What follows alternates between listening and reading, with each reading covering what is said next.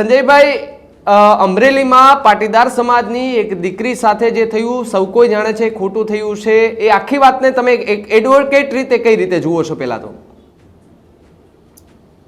જે આખી જે ઘટના થઈ અને જે રીતે ન્યૂઝપેપરોમાં મેં એ દીકરીને જે ફેરવતા જોયા છે, આ ફોટાઓ સહિત બધું આવ્યું છે અને અમુક ચેનલોમાં પણ આવ્યું છે, ત્યારે આ પ્રકારની જે પોલીસે પોતાની સત્તાનો દુરુપયોગ કર્યો છે એવું સ્પષ્ટ દેખાઈ આવે છે. કારણ કે આ પ્રકારની ગતિવિધિ છે એ આવા કોઈ સામાન્ય ગુનામાં કરવાની હોય નહીં, અને કોઈ પણ મહિલા આરોપી છે એની ઓળખ છતી થાય એવું પણ બને ત્યાં સુધી પોલીસે ધ્યાન રાખવું જોઈએ. અને આ એક જે એને બજારમાં ફેરવવામાં આવે છે રિકન્સ્ટ્રક્શનના નામે, ત્યારે કાયદામાં આવી રિકન્સ્ટ્રક્શનની કોઈ જોગવાઈ નથી, અને રિકન્સ્ટ્રક્શન એવા ગુનામાં કરવામાં આવતા હોય છે કે જે સરા જાહેર બહુ ગંભીર ગુના આચરવામાં આવ્યા હોય, જેમ કે સરા જાહેર કોઈ મર્ડર કરવામાં આવ્યું હોય, ફાયર આર્મ્સનો ઉપયોગ કરવામાં આવ્યો હોય, સરા જાહેર કોઈ મોટી લૂંટ કરવામાં આવી હોય,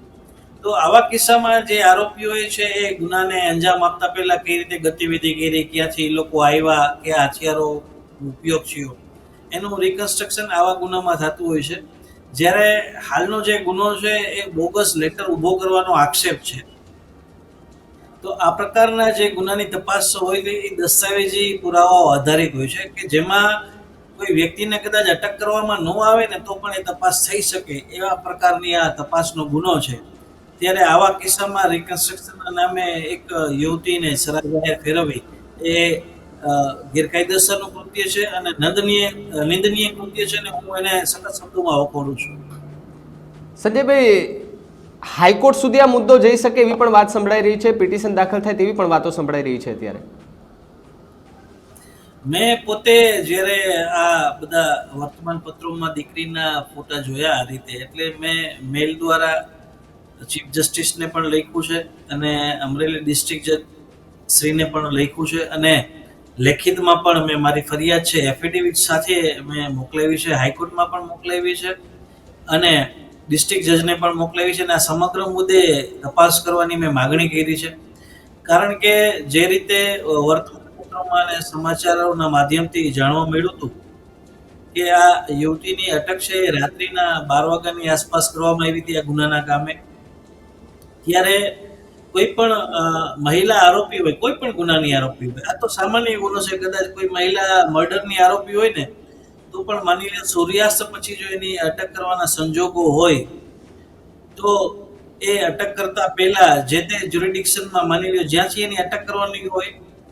એ જ્યુરિડિક્શનના જે મેજિસ્ટ્રેટ હોય, એ હકુમત ધરાવતા મેજિસ્ટ્રેટ હોય, એની પૂર્વ પરવાનગી લેવી જોઈએ, અને મહિલા પોલીસ અધિકારીએ એ અંગેનો લેખિત રિપોર્ટ તૈયાર કરવો જોઈએ પરવાનગી માટેનો, અને મેજિસ્ટ્રેટને યોગ્ય લાગે અને અપવાદરૂપ સંજોગો હોય તો જે સૂર્યાસ્ત પછી મહિલાની ધરપકડ કરવાની પરવાનગી આપવામાં આવે છે. જ્યારે કોઈ પણ મહિલા આરોપી હોય એની સૂર્યોદય પહેલા, સૂર્યોદય પછી અને સૂર્યાસ્ત પહેલા, એટલે સવારે સૂર્ય ઉગે અને સાંજે આથમે એની વચ્ચેના સમયગાળામાં જ મહિલા આરોપીની ધરપકડ કરવાનો કાયદામાં જોગવાઈ છે. અને કોઈ પણ મહિલા આરોપીની ધરપકડ કરતી વખતે એક મહિલા પોલીસ છે એ સાચી હોવી જોઈએ, આવી પણ જોગવાઈ છે. સુપ્રીમ કોર્ટે તો ત્યાં સુધીની ગાઈડલાઈન આપી છે ડીકે બાસુના જજમેન્ટમાં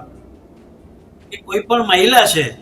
એનું જો કોઈ અરજીના કામે કે ગુનાના કામે જો નિવેદન નોંધવાનું હોય તો સૂર્યાસ્ત પછી એને પોલીસ સ્ટેશને બોલાવી નહીં,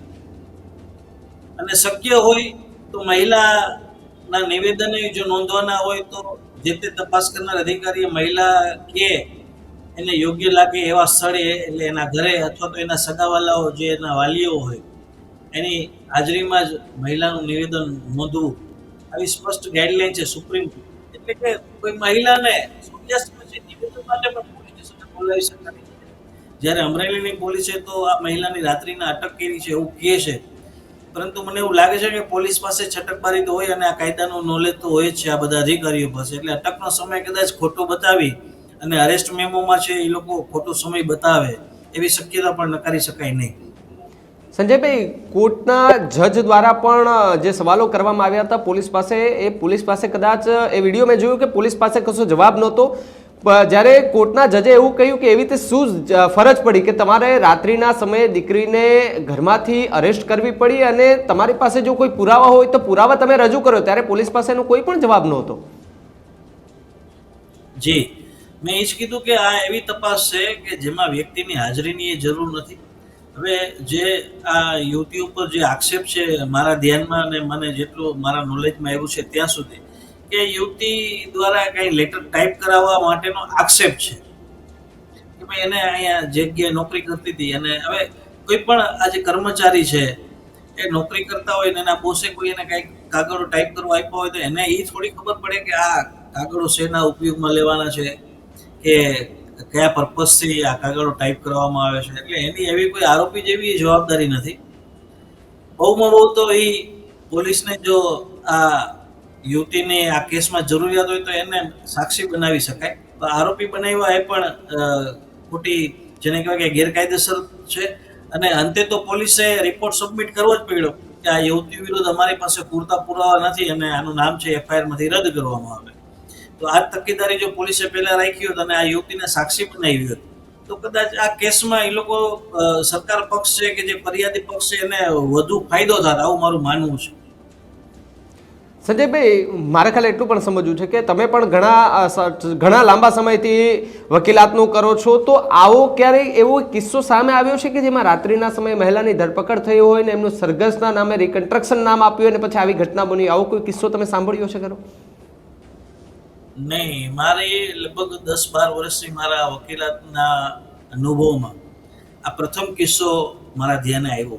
કે આ રીતે મહિલાને સજા જાહેર ફેરવવામાં આવી હોય રિકન્સ્ટ્રક્શનના નામે અને રાત્રિના એની અટક કરવામાં આવી પોલીસ દ્વારા.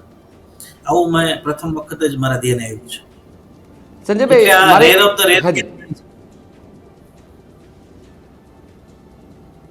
જી જી બોલો બોલો. એટલે આ rare of the rare case કહી શકાય અને આમાં પોલીસની ઘોર બેદરકારી છે અને પોલીસે ગેરકાયદેસરતા આચરી છે.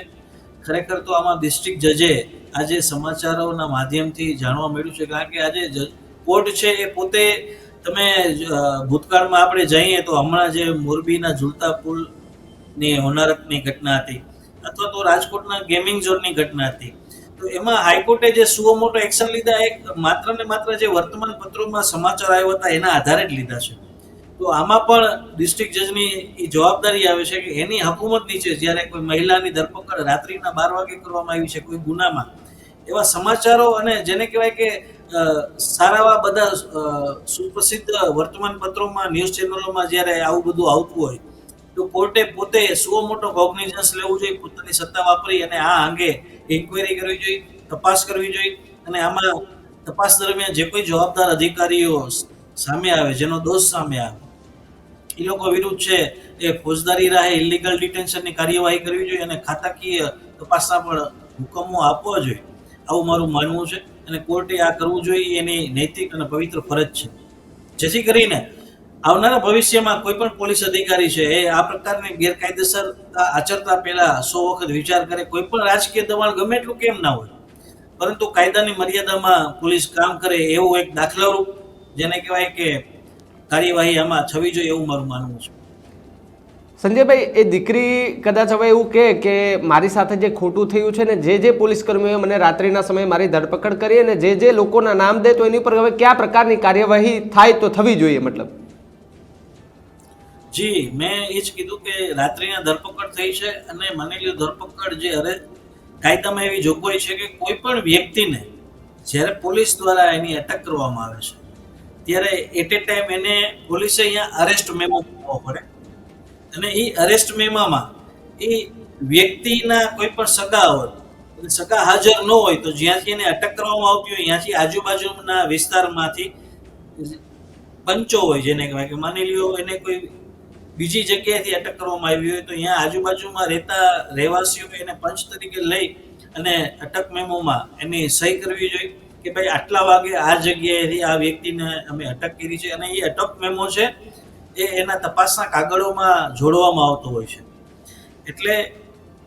સૌપ્રથમ તો આ યુવતીની માની લ્યો રાત્રિના અટક કરવામાં આવી છે અને પોલીસે માની લ્યો અટક મેમોમાં ખોટો ટાઈમ બતાવ્યો હોય, કોઈ સવારનો ટાઈમ બતાવ્યો હોય કે બપોરનો ટાઈમ બતાવ્યો હોય, તો પોલીસે પહેલા તો અટક જ ગેરકાયદેસર કરી છે, એટલે ઇલીગલ ડિટેન્શનનો ગુનો આમાં બને.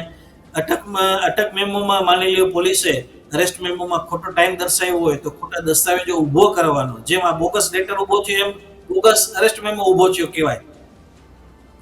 કે ભાઈ એક વ્યક્તિને તમે રાત્રે ઉપાડો છો અને કોર્ટને તમે એવું સમજાવો છો કે અમે આને બપોરના અટક કરી છે કે સવારના અટક કરી છે. એટલે આમાં જો ઇન્ક્વાયરી કરવામાં આવે તો આવા ઘણા બધા ઓફેન્સ છે એ સામે આવે એમ છે, આ તપાસ કરનાર એજન્સી દ્વારા જે આચરવામાં આવ્યા છે. સંજયભાઈ, અમરેલીની અંદર ઘણું બધું ખોટું થઈ રહ્યું છે ને એ સત્તા પક્ષના નેતાઓ પણ સ્વીકારી લીધું છે આ ઘટનાની અંદર કે અમરેલીમાં રેતી માફિયાઓ છે, ખનન માફિયાઓ છે, દારૂના અડ્ડાઓ ચાલે છે. તો આ ઘટનાથી શું અમરેલીની અંદર એ જે લોકો છે એ જે મતલબ જે ગેરકાનૂની ધંધા કરે છે એમની ઉપર કોઈ કાર્યવાહી થાય ખરી? હવે થશે ખરી? કારણ કે એની ઉપર સવાલો ઊભા થયા છે, પોલીસ તંત્ર ઉપર સવાલો ઊભા થયા છે, સ્થાનિક તંત્ર અને નેતા ઉપર પણ સવાલો ઊભા થયા છે. તમે એક બાબત સમજો કે આ જે લેટર છે એ બોગસ લેટર ઊભો કરવામાં આવ્યો છે એવું કહેવામાં આવ્યું છે ને એની એક આ ફરિયાદ થઈ છે. પરંતુ એ લેટરના કન્ટેન્ટ શું હતા કે ભાઈ અહીંયાના જે કોઈ રિલેટેડ પોલિટિશિયન છે એ ગેરકાયદેસરના ધંધા કરે છે અથવા તો હપ્તા ઉઘરાવે છે કે વોટ એવર જે કંઈ થયું છે, તો કોઈ વ્યક્તિએ બોગસ લેટર ઊભો કરીને પોતાનો અવાજ છે એ ઓથોરિટી સુધી પહોંચાડવો પડે એવી સ્થિતિ ક્યારે ઊભી થાય કે જ્યારે જે ઓથોરિટી છે અથવા તો જે અહીંયાની પોલીસ છે એ યોગ્ય કામ નથી કરતી અને લોકોને ખોટા કાગળો ઊભા કરીને અથવા તો નનામી અરજીઓ કરવી પડે. એવા સંજોગો શું કામ ઊભા થવા જોઈએ? તો બોગસ લેટર ઊભો થયો એ ઠીક છે, હાલો જેને ઊભો કર્યો એના વિરુદ્ધ ફરિયાદો થઈ, એના વિરુદ્ધ જે કંઈ કાનૂની કાર્યવાહી ફ્યુચરમાં થશે એ થશે. પરંતુ એ લેટરના જે કન્ટેન્ટ હતા એ બાબતે સરકારે તપાસ કરાવવી જોઈએ કે ખરેખર અહીંયાના જે પોલિટિશિયન કોઈ માની લો સાંસદ છે કે ધારાસભ્ય છે જે કોઈ હોય, મેં તો એ લેટર વાંચ્યો નથી એમાં શું હતું એ, પરંતુ એ લેટરમાં કેટલી સત્યતા છે એના કન્ટેન્ટમાં એની પણ તપાસ કરાવવી જોઈએ. એના માટે તેને ભલે સ્પેશિયલ ઇન્વેસ્ટિગેશન ટીમ બેસાડવી પડે તો બેસાડવી જોઈએ. અને ખરેખર જો એવું કંઈ સામે આવે તો જે તે રાજકીય વ્યક્તિઓ ઉપર અને આવી ગેરકાયદેસરની પ્રવૃત્તિઓમાં સંડોવાયેલા હોય એ તમામ ઉપર એક્શન લેવા જોઈએ. અને આટલું બધું જ્યારે ખોટું થાય છે ન્યૂઝ ચેનલોના માધ્યમથી જાણવા મળતું હોય અને સરા જાહેર ખોટું થાય છે છતાંય જો પોલીસ છે એ મુખ પ્રેક્ષક બનીને બેઠી રહીએ કોઈ પણ જગ્યાની કે કોઈ પણ જિલ્લાની અથવા કોઈ પણ શહેરની, તો એને સમજવાનું થાય, પ્રજામાં એક મેસેજ જ એવો જાય કે ક્યાંક ને ક્યાંક પોલીસ છે એ પણ આ ગોરખ ધંધામાં ભાગીદાર છે પાછલા બારણે. સંજયભાઈ, તમારી પાસેથી તમારો છેલ્લો એક પ્રશ્ન છે, મારે એ પણ સમજવું છે કે 4 દિવસ સુધી દીકરી જેલમાં રહી અને ચોથા દિવસે દિગ્ગજ નેતાઓ એ દીકરીને મળવા પહોંચ્યા અને